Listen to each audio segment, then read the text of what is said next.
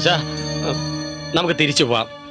ഊരും പേരും അറിയാത്ത ഒരാളുടെ ഫോട്ടോയും കൈ വെച്ചുകൊണ്ട് ലോകം മുഴുവൻ കറങ്ങി നടന്നാൽ ആളെ കണ്ടെത്താൻ പറ്റുമോ? പിന്നെ ഞാൻ എന്താ ചെയ്യേണ്ടത്? നമുക്ക് ട്രൈ ചെയ്യാം. എന്നിട്ടും കണ്ടെത്തിയില്ലെങ്കിൽ ഇല്ലെങ്കിൽ മരിക്കാം. പറ്റുമോ? പെണ്ണിന്റെ കഴിഞ്ഞ കാല നാറിയ കഥകൾ അറിയാവുന്ന ആരെ കൊണ്ടെങ്കിലും വിവാഹം കഴിപ്പിക്കണം. അത്രയ്ക്കും സന്മനസ്സുള്ളവർ ആരാ ഉള്ളത്? മുത്തച്ഛൻ നോക്കിക്കോ, എന്നെങ്കിലും ഒരു യുവ കോമള കുമാരൻ വരും. ആര്? ഞാനൊരു സത്യം പറയാം. അത് വെച്ചിട്ട് പൊക്കോളൂ.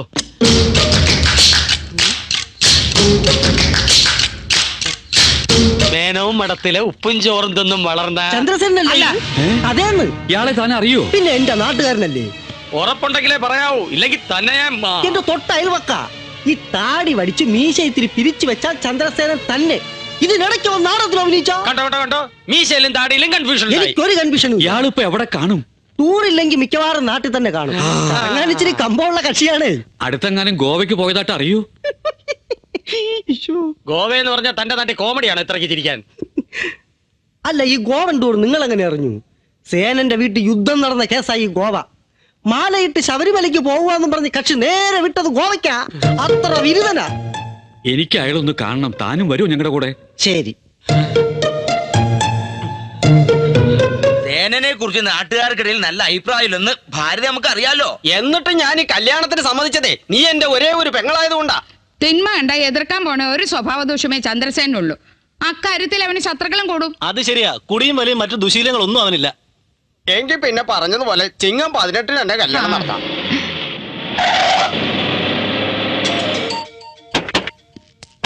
ഇതാ വീട്. വന്നോളൂ. സേനയില്ലേ? പുറത്തു പോയിരിക്ക. ഞാൻ അച്യുതമേനോൻ, ഷൊർണൂരിന്ന് വരിക. ഇരിക്കൂ. ഓ, എന്താണാവോ വിശേഷിച്ച്? ഇവരോട് പറയണോ?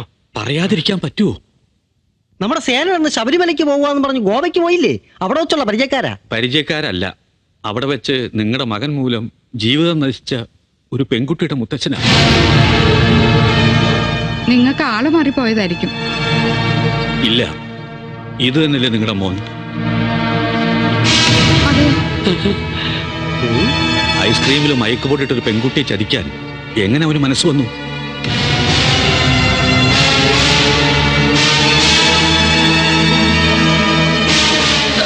എല്ലാം കഴിഞ്ഞില്ലേ മുത്തശ്ശ? ഇനി ഇവിടെ നിൽക്കണോ? നമുക്ക് പോവാം.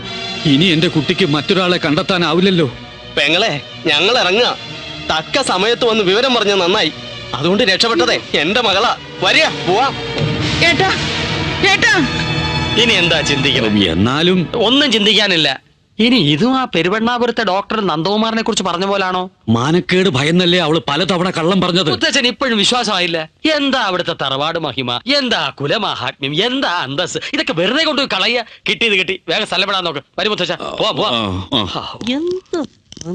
തക്ക സമയത്ത് കൊണ്ടുവന്നില്ലേ വിരുന്നുകാരെ? ഇനി എന്താ നോക്കിയിരിക്കുന്നേ? പോയി വിളിച്ചോണ്ട് വരാ സേനെ. എവിടാച്ചാ? അവര് നല്ല പോയി വിളിച്ചോണ്ട് വരാൻ. ഞാൻ എവിടെ പോയി തപ്പും?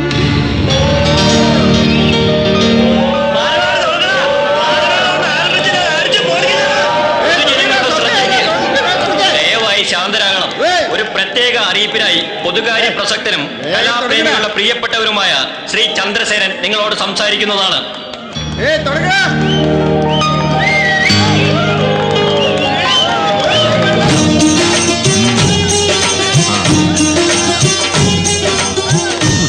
ശബ്ദം കൂട്ടിയേക്കടാ. എന്റെ പ്രിയപ്പെട്ട നാട്ടുകാർ, ഞാൻ പ്രതീക്ഷയിൽ നന്നായിട്ട് പോയി.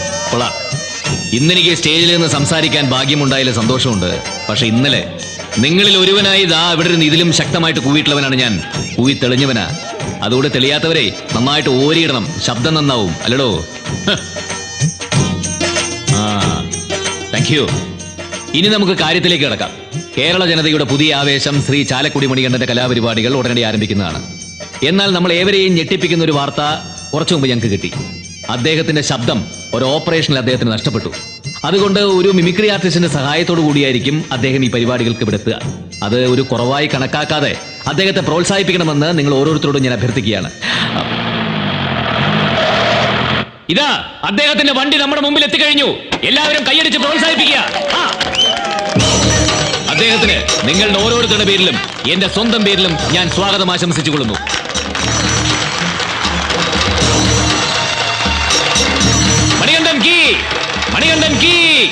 മണികണ്ഠൻ കീ! നിങ്ങൾ പ്രതീക്ഷിക്കാത്തൊരു തകർപ്പൻ പ്രകടനം കാഴ്ചവെക്കുന്നതിന് വേണ്ടി ശ്രീ മണികണ്ഠനെ ഞാൻ ഈ വേദിയിലേക്ക് ക്ഷണിച്ചുകൊള്ളുന്നു. മക്കളെ പിടിച്ചേ.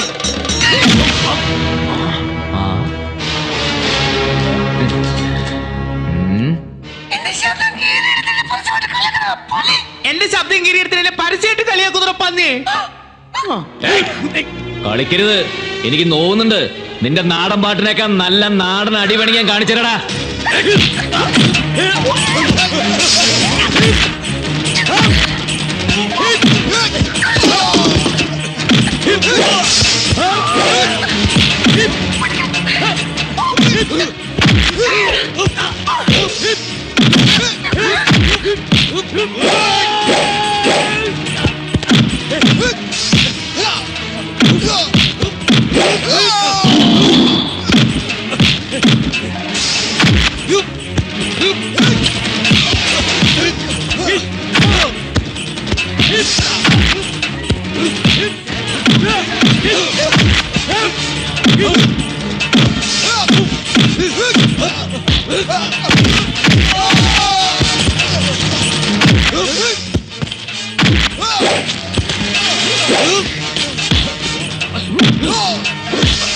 ഞാൻ പറയുന്നൊന്ന് കേൾക്ക്.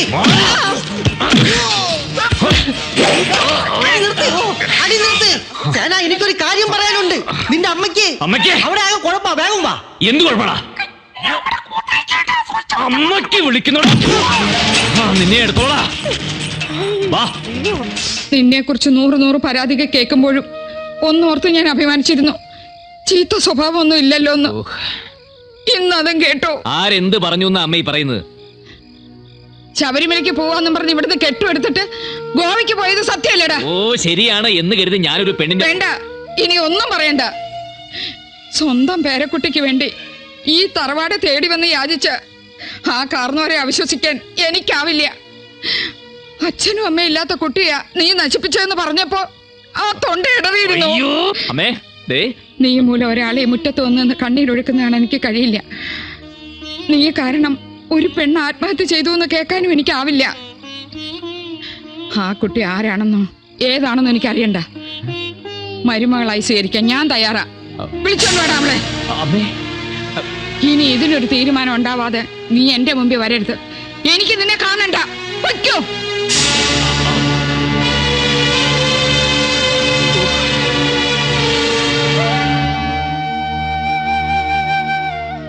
നീ ചിന്തിക്കുന്നത് കല്യാണം മുടങ്ങിയതിനെ കുറിച്ചാണോ? അല്ല, നമുക്ക് ഒരേ റൂട്ട് ചിന്തിക്കാവുന്ന കരുതിയാ. കല്യാണം മുടങ്ങി എനിക്ക് പുല്ലടാ. അവള് പോയി കഴിഞ്ഞാൽ വേറൊരു പെണ്ണ്.